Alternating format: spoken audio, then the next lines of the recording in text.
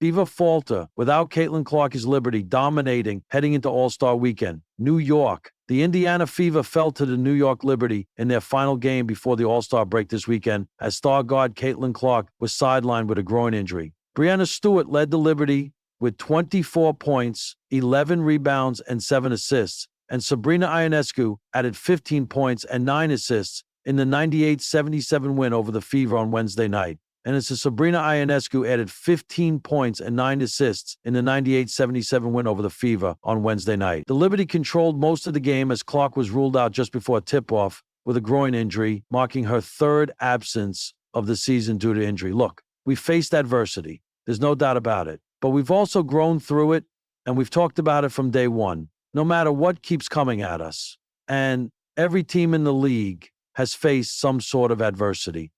Fever head coach Stephanie White said after the game, we've got to stop talking about building consistency, and we've got to start doing it. We've got to understand that every single day we're going to see opponents' best shots, and we've got to be ready for it.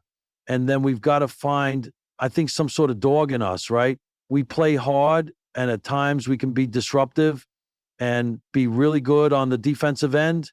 And at the end of the day, that's got to be consistent for us. White said the team is looking for a reset heading into the WNBA All-Star break, which will be hosted by Indiana beginning on Friday. Clark is due to compete in the three-point contest alongside Ionescu and was named a captain in Saturday's All-Star game, but her latest setback has raised questions about Clark's availability for the weekend. No discussion yet about this weekend, White told reporters before the game.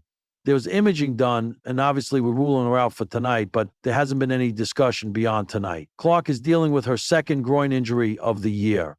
White said she does not believe that Clark's latest injury, which was sustained in the final minutes of Tuesday night's win over the Connecticut Sun, is the same as her previous injury. Clark has also missed 5 games early into the season because of a quad injury. I'm not really sure that it's a re-injury as much as a different kind of injury. I know oftentimes when you're working with injuries in the groin and the quad and the hamstring and all of those things, they're all kind of tied together, and it's not always just one thing. The Fever dropped to 4-6 in games without Clark after Wednesday night's loss. Kelsey Mitchell led Indiana with 16 points. The Fever will return from the All-Star break on Tuesday, where they will face the Liberty in Brooklyn again. Caitlin Clark, the electric centerpiece of the Indiana Fever and the heart of their high-octane offense, was sidelined with a groin injury. As the crowd filtered in, wearing jerseys with her name, sporting headbands in homage to her signature style, a strange uncertainty rippled through the fan base. They had come for Caitlin's brilliance, the logo threes, the no-look dimes, the grit, and now they were left clutching foam fingers and unspoken questions. The New York Liberty, on the other hand, had no such identity crisis. Led by the always composed Breanna Stewart and backed by the fiery Sabrina Ionescu, the Liberty came in with a clear goal: assert dominance before the All-Star break. The Fever, without Clark, they looked like a puzzle missing its centerpiece. The result? A 92-68 shellacking that felt more like a statement than a score. But this game wasn't just about numbers. It was about presence, or the lack of one. A missing engine, when Caitlin Clark plays, there's a rhythm to the Fever's offense. She's not just a scorer. She's the conductor of their chaos. Without her, the floor spacing crumbles. The movement slows. The threat of a 35-foot dagger vanishes. Suddenly defenders sag. Passing lanes disappear, and the Indiana backcourt looks lost in a fog. Kelsey Mitchell did her best to pick up the slack, dropping 17 points and trying valiantly to play the dual role of creator and scorer. But the Liberty smelled blood. They pressed higher, trapped harder. Every pick and roll the Fever attempted was swallowed by New York's length and discipline.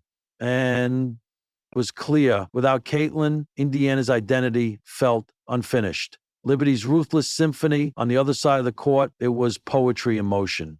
Sabrina Ionescu danced between defenders, launching effortless threes that splashed like warnings.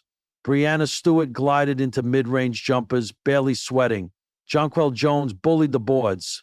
Even bench players like Benijah Laney Hamilton stepped up, proving the Liberty are more than a big three. They're a deep and dangerous orchestra. New York didn't just play well. They played like they knew the league was watching, like they were auditioning not for a win, but for the title of most feared heading into the All-Star break.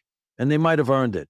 The ghosts in the stands, meanwhile, Caitlin sat courtside, in street clothes, hoodie pulled over her head, her expression a blend of fierce frustration and focused observation. She clapped after big plays, offered advice during timeouts, and even stood to shout encouragement as the Fever tried to rally in the third quarter, but her absence was loud.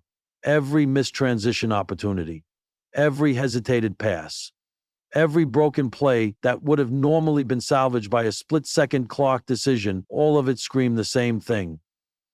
She matters that much. Cameras panned to young fans holding signs that read, "We love you, Caitlin, and come back soon." And, "Caitlin's sister saw you gay." The Fever faithful weren't just watching a loss, they were watching a reminder of how fragile hope can feel in professional sports.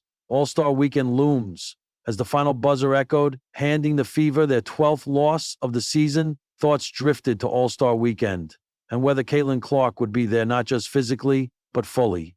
Selected to her first WNBA All-Star game in what was supposed to be a celebration of her meteoric rise, now her participation hangs in limbo, the center of attention being the memory of her final, misspent force and contact, the center of attention being her misspent force and contact. The center of attention being her misspent force and contact. The groin injury isn't major, but it's lingering. And for a player who gives everything on every possession, there are questions. Should she risk it? Should the league push for her appearance? Or is it time to prioritize the long season ahead? Fans want the fireworks, coaches want the future. And Caitlin, she probably wants both. What comes next to Fever aren't a one-player team. At least, they don't want to be. But Clark's absence laid bare a harsh reality. Growth is hard when your gardener is missing. Aaliyah Boston, the reigning Rookie of the Year, had a muted game, struggling against Stewart's length.